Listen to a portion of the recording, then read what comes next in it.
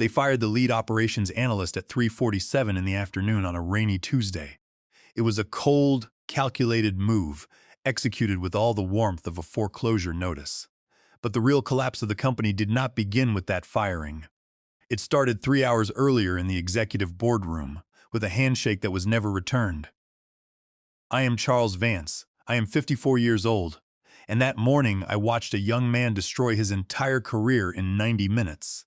Because he believed that gray hair was a sign of obsolescence, and that decades of experience could be replaced by a modern dashboard. What the new chief executive officer did not understand was that I had spent 31 years building Apex Industries from a 12-person machine shop into a $2 billion enterprise. And I had spent the last 4 years as a board member making sure that reckless boys could not tear it down for a quick payout. I still remember the early days of Apex. We worked in a drafty warehouse in Michigan where winters were brutal and coffee was always burnt. The smell of machine grease and cold iron was embedded in my skin for a decade. I worked the night shifts myself, operating manual lathes alongside the men we hired from the neighborhood. We built our reputation on a simple promise. We promised that our parts would never fail under load and that we would personally stand by every delivery. I mortgaged my home twice to meet payroll during economic downturns.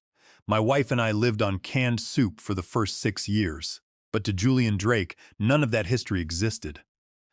To him, the company was just an entry in a database.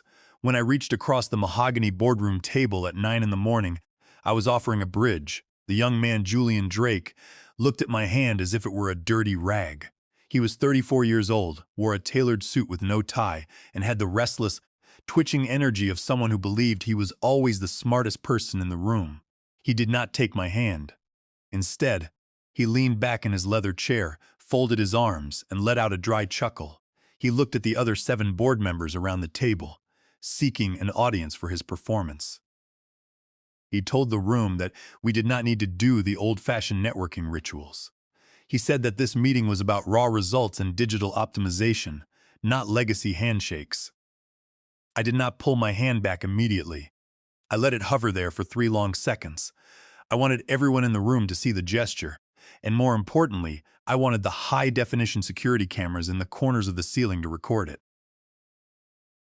Under the investor transparency protocols that I had established 4 years ago, every board meeting was streamed live to our major institutional shareholders and recorded for the compliance archives. Julian thought he was showing dominance. In reality, he was broadcasting his lack of basic manners to the pension fund managers who held 40% of our stock. I calmly retrieved my hand, opened my leather briefcase, and placed it flat on the table. Inside were the founding documents of the company and the updated bylaws. Julian was determined to make this meeting his crowning achievement. He had spent the last 14 months as our chief executive officer trying to force through a $780 million acquisition of our main competitor, Flowtech Industries.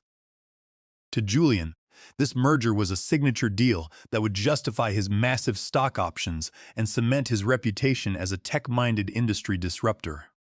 He had hired expensive consultants who had never visited a factory floor to write a 100-page presentation filled with corporate jargon. They talked about synergy and digital transformation, but they had ignored the human element that actually drove our revenue. I owned 17% of the stock. It was the largest individual holding, but not enough to block a merger if the rest of the board voted as a unified bloc. Julian knew this, and he believed he had the votes secured.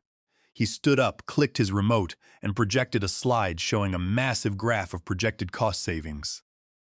He pointed to the line representing administrative and engineering overhead, showing how merging the 2 companies would allow us to eliminate duplicate roles. I cleared my throat. The room went quiet. Sarah Stone, our 46-year-old chief financial officer, shifted in her seat. She had worked with me for 8 years before I stepped down as chief executive officer, and she knew that I did not ask casual questions. I asked Julian about the customer retention rates at Flowtech. I pointed out that while their software was outdated, their client relationships were built on decades of personal trust. Julian smiled condescendingly. He told me that customer loyalty was an outdated concept. He said that in the modern market, clients cared about the price point shown on the screen, not personal relationships. He called my concern a piece of legacy, thinking that we needed to move past. He said that sentiment did not drive shareholder value. Lawrence Croft, our 62-year-old board chairman and my old friend, tried to intervene. He suggested that customer relationships were still tangible assets.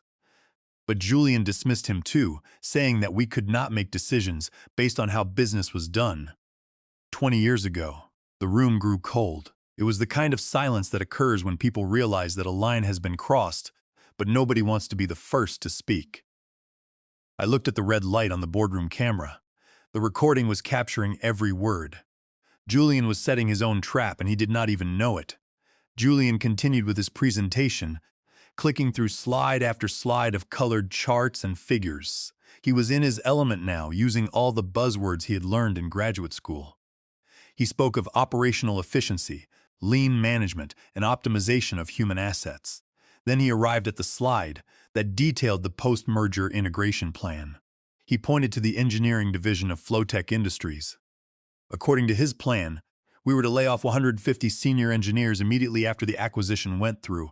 This would save the company $18 million in annual leases. I leaned forward, resting my forearms on the boardroom table.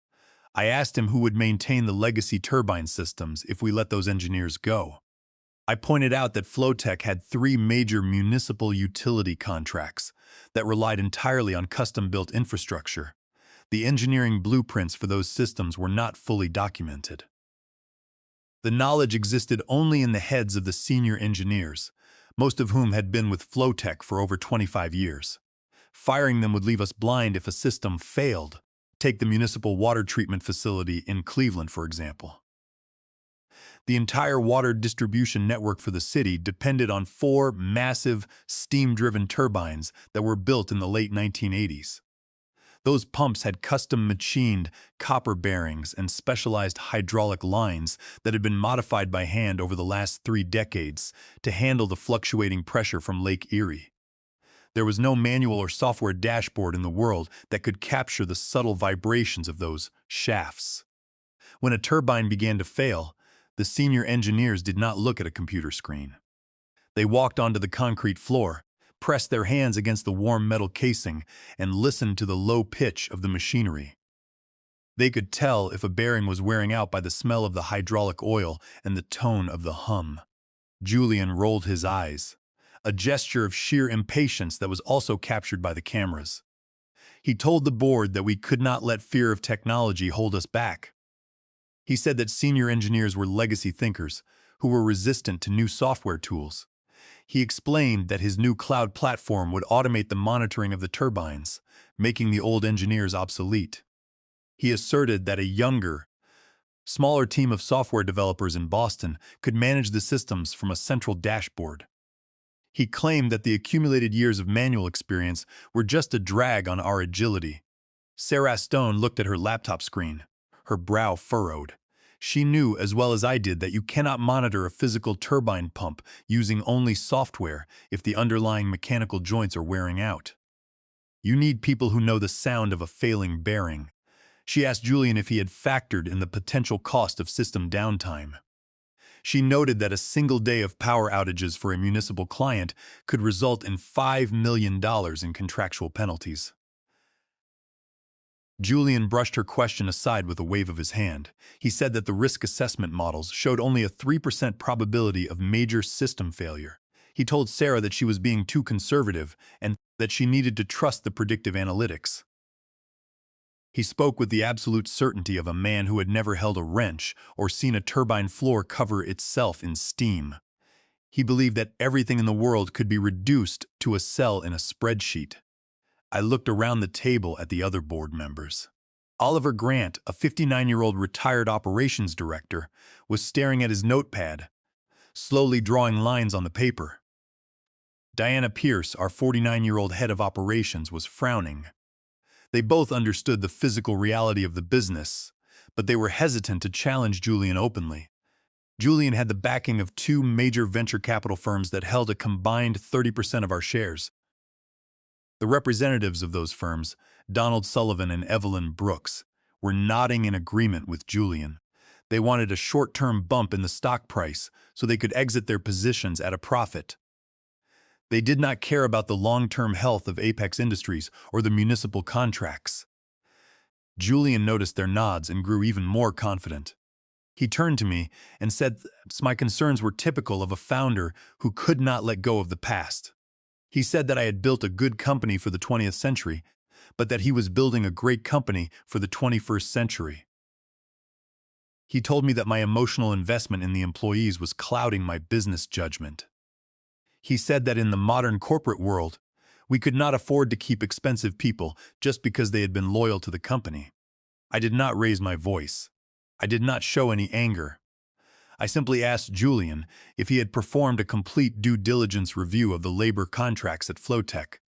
I asked him if he had consulted with our legal counsel regarding the implications of laying off 150 engineers in a single day.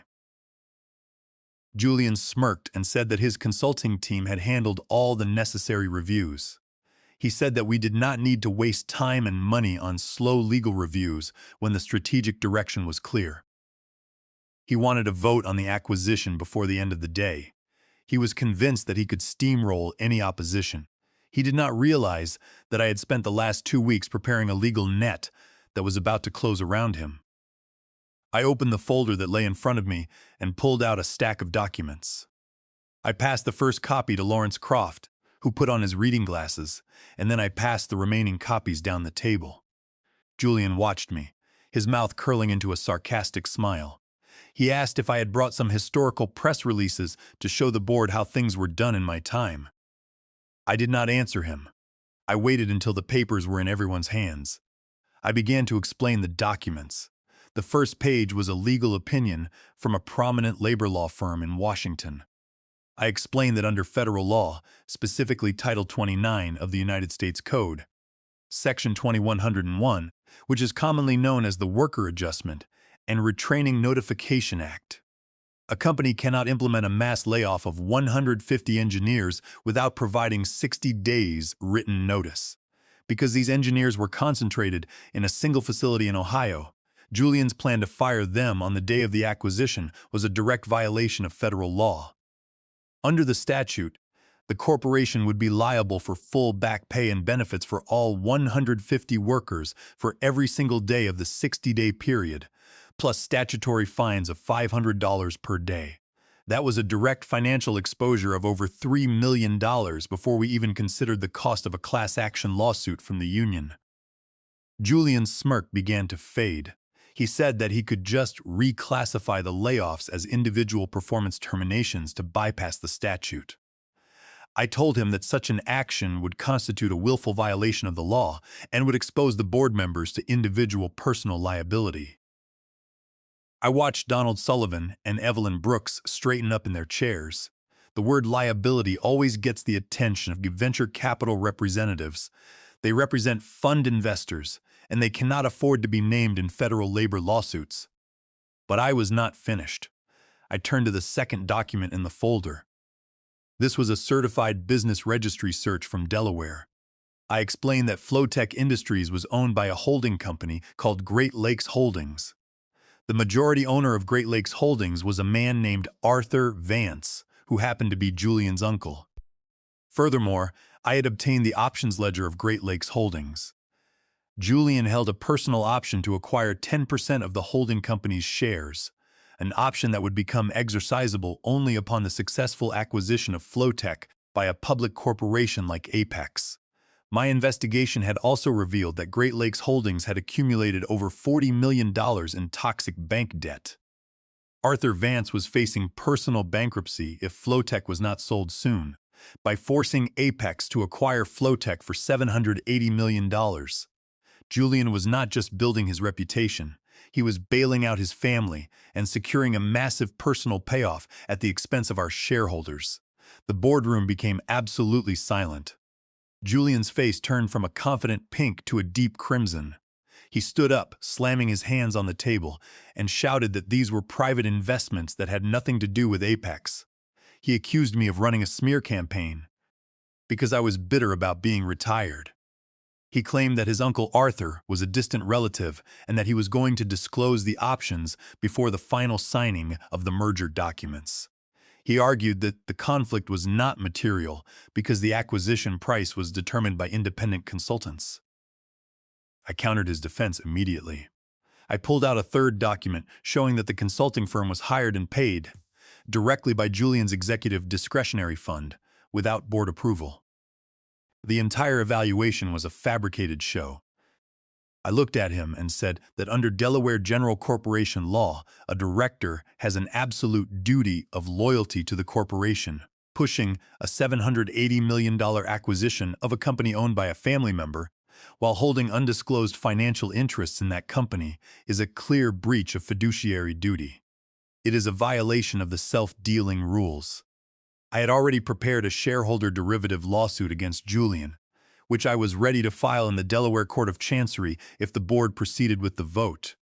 Under Delaware law, a transaction tainted by such self-dealing is voidable, and the directors who vote for it can be held personally liable for the dissipation of corporate assets. Julian looked at Sarah Stone. He told her to explain to the board that the valuation of Flowtech was fair and that the conflict did not affect the financial numbers. Sarah did not look at him. She looked at her laptop and said that she had reviewed the holding company files that I had provided. She confirmed that the ownership chain was correct. She said that she had not been informed of Julian's stock options in Great Lakes Holdings. She said that as chief financial officer, she could not endorse the financial disclosures in the merger documents because they contained material omissions that violated federal securities laws. She looked up and said that if we proceeded with the vote, she would be forced to resign immediately and report the omission to the Securities and Exchange Commission to protect her license. Julian looked around the room, realizing that his support was evaporating. Julian leaned over the table, his knuckles turning white as he stared at me. He demanded to know if I was going to ruin a deal that had been in development for months just because I wanted to assert my power. He said that my actions were going to cause the stock price to plunge and that the shareholders would hold me responsible for the lost value. Julian turned to the venture capital representatives, Donald Sullivan and Evelyn Brooks, pleading with them to intervene. He argued that halting this acquisition would ruin our relationships with the major investment banks in New York and signal a lack of confidence to the market. I looked at him calmly. I pulled out my phone and said that I was not ruining the company. I was protecting it from a chief executive officer who did not understand the laws he was bound to follow. I dialed the direct emergency line of our corporate legal department. Everyone in the room knew the number.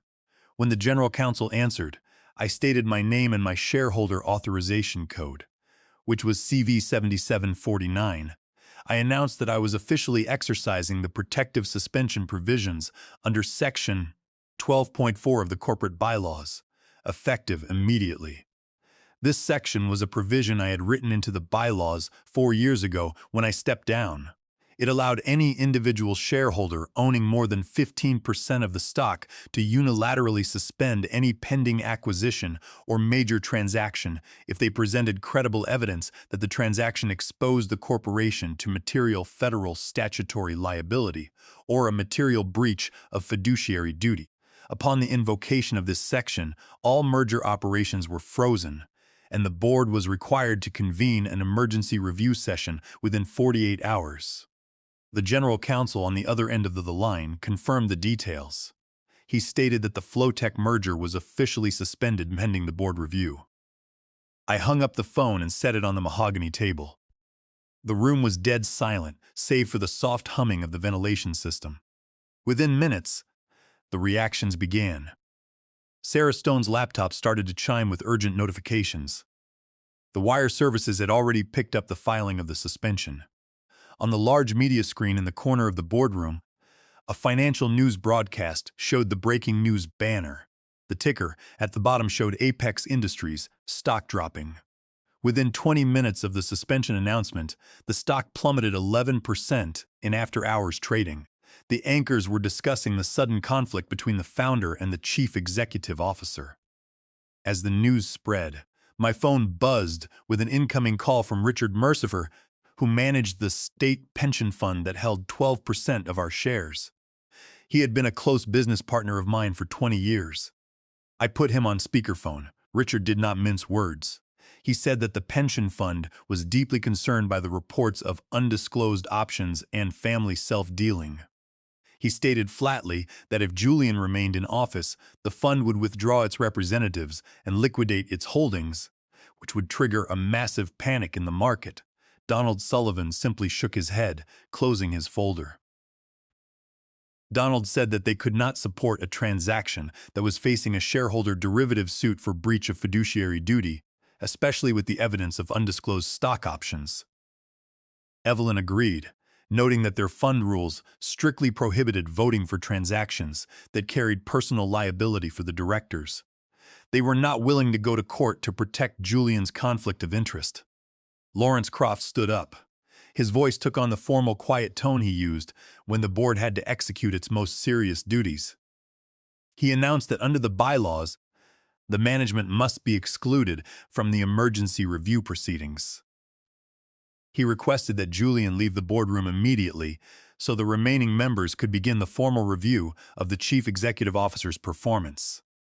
Julian stood there for a moment, looking like he wanted to argue. He looked at the other directors, but none of them would make eye contact with him. They were all looking at the documents I had provided. Realizing he had no support left, Julian grabbed his tablet and walked toward the exit. He stopped at the door, turned to me, and said that I would regret this. He claimed that the company would fail without his vision. I told him that a company built on a solid foundation of respect and legal integrity does not fail because one arrogant man is removed. He slammed the door behind him, and the heavy sound marked the end of his authority. Once the door was closed, Lawrence Croft immediately turned to the room and suggested we review the entire morning's video footage.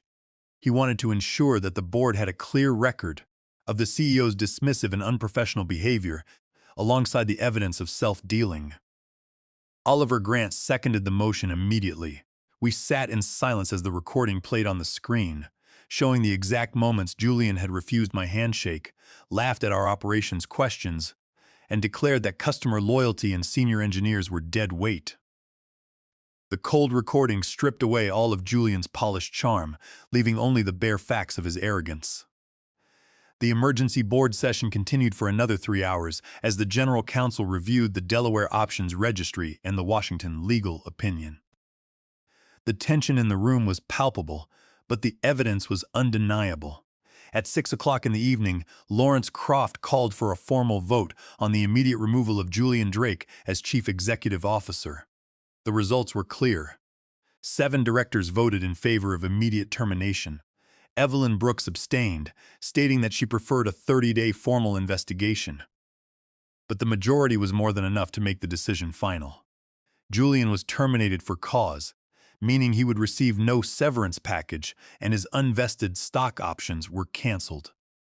The board appointed Sarah Stone as the interim chief executive officer, a choice that was met with immediate relief by everyone in the company. Sarah's first official act was to call the corporate legal team and suspend all acquisition proceedings with Flowtech Industries. Over the next month, she restructured the entire deal. Instead of a $700 million acquisition that would have led to massive layoffs, Apex Industries entered into a strategic licensing and service agreement with Flowtech. Under this new agreement, we gained full access to their customer contracts and turbine technology, while keeping all 150 senior engineers employed at their facility in Ohio. We hired 3 of their most experienced engineers as lead consultants to train our younger team, bridging the gap between mechanical wisdom and software analytics. The news of the corporate restructuring was received with enthusiasm by the market. Within 2 weeks, Apex Industries stock recovered all its losses and rose an additional 9%. Institutional investors were relieved that the company had avoided a costly federal labor lawsuit and a self-dealing scandal. The employee satisfaction surveys showed a massive shift in morale. 90% of the workers reported that they felt more secure in their jobs, and that company leadership was actively listening to their concerns. The legacy thinkers Julian had wanted to discard became the very foundation of our next successful product line. Julian Drake left the industry in disgrace. He tried to spin the story in the financial media, claiming that he was the victim of an old guard corporate coup. But the recorded video of his boardroom behavior was leaked to the public, destroying his credibility. He eventually took a minor consulting job at a small firm in Boston, where he was no longer in a position to threaten the livelihoods of experienced workers. He was a man who believed that authority was the same as competence, and he had paid the ultimate price for his arrogance. The handshake incident became a legend in the corporate world. For years afterward, executives would use the phrase to remind themselves of the dangers of dismissive arrogance. I kept the mahogany briefcase in my home office, filled with letters of appreciation from the engineers in Ohio who had kept their jobs. I still received calls from other board members who were dealing with young executives who believed that experience was a liability. My advice to them was always the same. I told them to build safeguards into their bylaws, to respect the people who built the foundation of their business, and to never underestimate the value of institutional knowledge. A year later, I was invited to speak at a corporate governance conference in Chicago. The auditorium was filled with hundreds of business leaders, both young and old.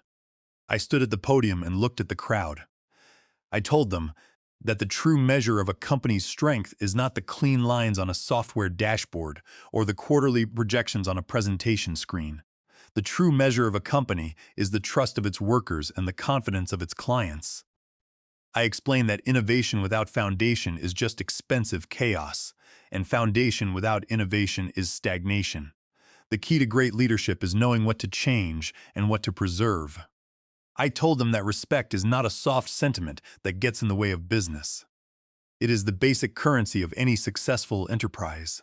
If you treat the people who built your foundation as liabilities, you will soon find that you have nothing left to stand on. After the speech, a young chief executive officer from a software startup approached me. She admitted that she had been making similar mistakes, dismissing the advice of her older board members as outdated. She asked if I would be willing to join her advisory board to help her guide her company. I smiled, reached out, and shook her hand. I told her I would be honored.